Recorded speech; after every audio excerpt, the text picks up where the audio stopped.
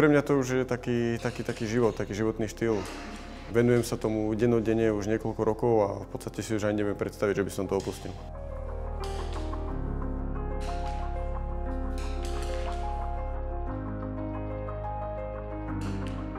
Poľovníctvo by som robiť nemohla. Poprvé by som nezabila živého tvora a po druhé by som ho asi ani netrafila, keďže moja priorita je strieľať na stojaté terče a zvieratka sa hýbu.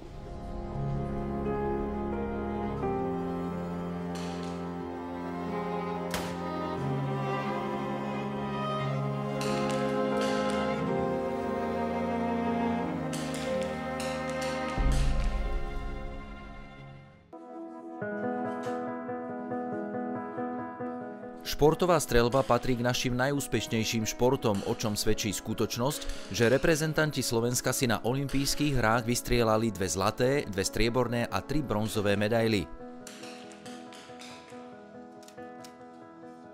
Športovú streľbu som si vybral preto, lebo je to individuálny šport. Čokoľvek sa tam stane, tak je to len na mne. Nemôžem zhodiť vinu na nikoho iného. A zároveň prišiel mi to veľmi taký šport, kde si nájdete samého seba, kde si nájdete tú cestu aj k samému sebe a tým, že tam ste zavretí v svojej hlave celý čas, tak je to naozaj psychicky náročný a tam sa človek veľmi spozna, čiže tam sa môže spoľahnúť len sám na seba.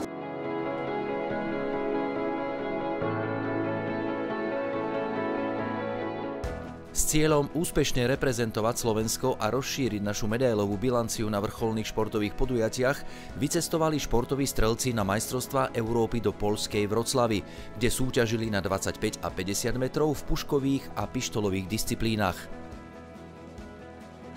Ja som sa k športovej streľbe dostal vlastne zo základnej školy, cez krúžok a hneď ma to zaujalo a vlastne som už od 6. ročníka pri tom aj zostal. Našu pozornosť sme sústredili na jednu z najnovších streleckých disciplín Mix, ktorá mala svoju olympijskú premiéru v roku 2021 v japonskom Tokiu.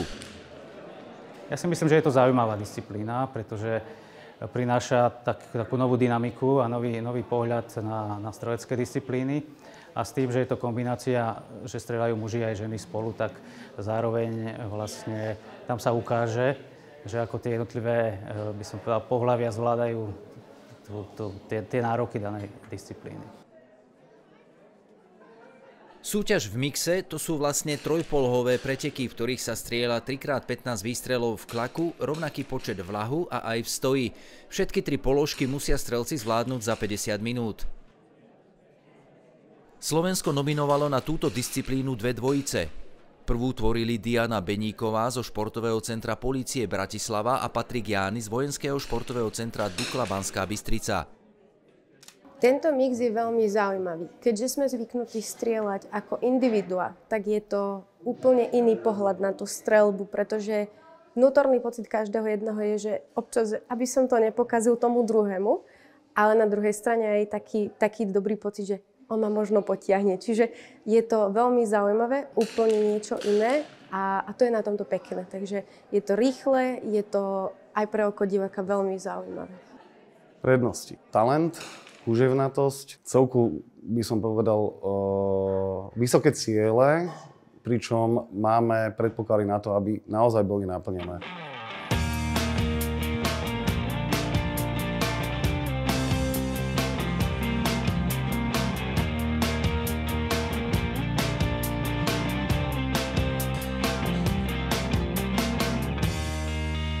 Fyzická príprava je aj v rámci športovej streľby veľmi dôležitá a riadime sa takým pravidlom, že čo hodina na strelnici, to hodina v posilni. Patrik Jány mal svoju olympijskú premiéru v roku 2021 v Tokiu, kde si vo finále vzduchovej pušky na 10 metrov vybojoval 7. miesto. Patrik je veľmi sebavedomý strelec. Nielen strelec, ale aj sebavedomý človek. Je veľmi pracovitý a to si myslím, že mu prináša tie úspechy, ktoré má.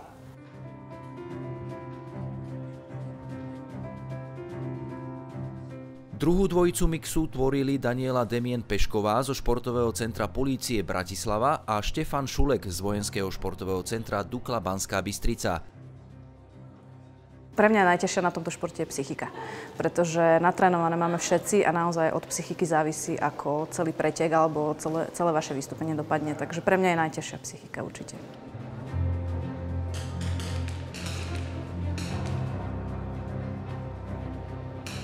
Je cieľavedomá a pracovitá a tie chybičky, ktoré sa tam objavia pri tom výkone, tak vie veľmi dobre kompenzovať tým nasadením a tou snahou o dosiahnutie čo najlepšieho výsledku.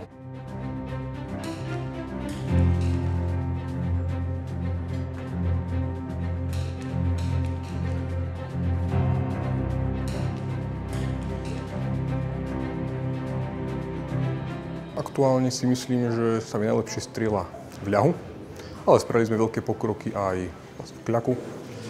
Na stoják to je taký stály boj.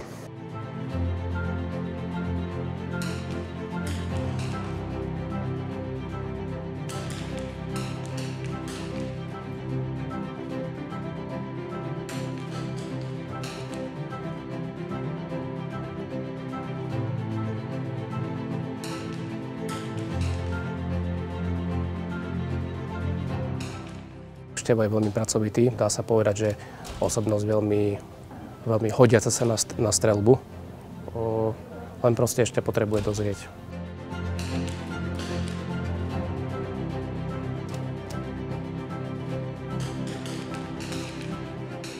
Do mixu nastúpilo 32 párov zo 17 krajín. Všetci so snahou prebojovať sa do ďalšej časti súťaže medzi 8 najlepších dvojíc.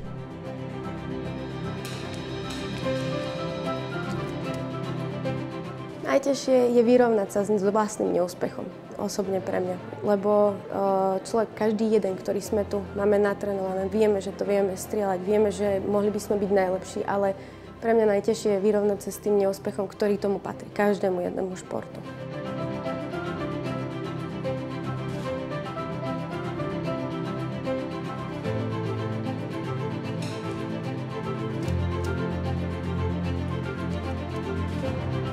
Ja si myslím, že tá sebadisciplína. Treba naozaj byť disciplinovaný, treba byť trpezlivý a to si myslím, že hlavne pre mladých začínajúcich streľbov je to najťažšie.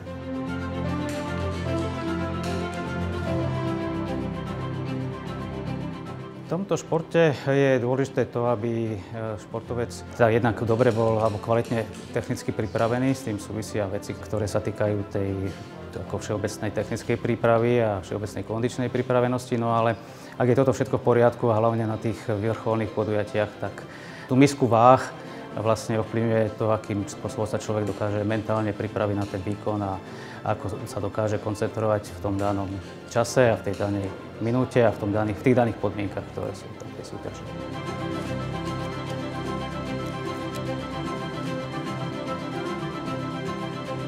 Úprimne musím povedať, že pre mňa je horšie sledovať niekoho, ako strieľať, pretože keď som súťažil, tak som to viac menej mal vo svojich rukách, ale takto toho vo svojich rukách nemám a niekedy je ťažké toho športovca alebo ten priebeh toho výsledku ovplyvniť. Čiže je to pre mňa ešte viac stresujúcejšie, ako keď som sám športoval.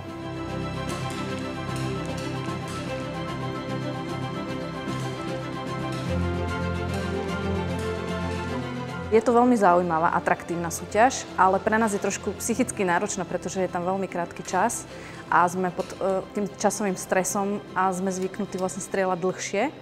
A toto nás vlastne núti strieľať rýchlejšie, čiže veľakrát chyby sa robia práve pod tým časovým stresom, ale je to veľmi zaujímavá a atraktívna disciplína podľa mňa. Talent je veľmi dôležitý, ale bez driny ten talent zakrpatie. Takže vlastne to je taká spojená miska nádob, by som povedal, že je jedno aj druhé veľmi, veľmi dôležité. Kým pri niektorých streleckých disciplínach je najlepším výstrelom desiatka, pri iných a aj pri mixe je to 10,9 bodu. Trafiť 10,9 na tej maloražke je naozaj náročné, na tých 50 metrov trafiť takto. Samozrejme to poteší, na tej vzduchovke sa tam veľmi ráta, tá 10,9 a je to pocit toho, že viem, že som skvelá a že vás to naozaj poteší, nakopne do tej ďalšej rady. Strojiť 10,9 je asi ten najlepší pocit, pretože to je úplný stret. Na majstrovstvách Európy vo Vroclavi sa v olympijskej disciplíne mix našim dvojiciam nedarilo a medzi najlepších 8 párov sa ani jedna z nich neprestrieľala.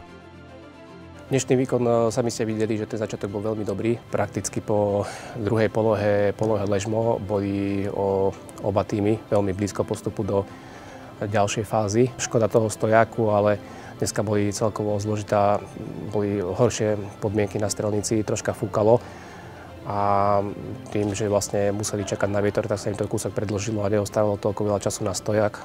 Takže tam si myslím, že museli kúsok dohnať čas a potom tam postracali zbytočne body. Oveľa lepšie si počínali ich reprezentačné kolegyne na majstrovstvách sveta v brokových zbraniach v chorvátskom Osieku. Olympijská víťazka v trápe z Tokia tu síce neobhájila titul svetovej šampiónky z korejského Changwonu z roku 2018, získala však bronz a vybojovala si tak miestenku na olympijské hry 2024 do Paríža. Olympijskú miestenku si na svetovom šampionáte v Osieku 4. miestom vystrieľala aj skýtarka Vanessa Hoková. O svoju účasť na olympiáde v roku 2024 v Paríži zabojujú na vrcholných streleckých podujatiach na budúci rok aj Daniela Demien Pešková, Diana Beníková, Štefan Šulek, Patrik Jány a ďalší naši strelci a strelkyne. Na olympiáde som bol, takže už sa budem snažiť bojovať o tú medailu, čo najviac ako viem. Dostať sa už len na olympiádu v našom športe je extrémne náročné. Tá medaila je už len taká čerešnička na torte. Už len ten úspech dostať sa tam a byť tam, to je niečo neskutočné. Ja keď ešte len o tom rozprávam, tak mám zimomriavky, lebo je to fakt, že naozaj robíme všetko preto, aby to vyšlo.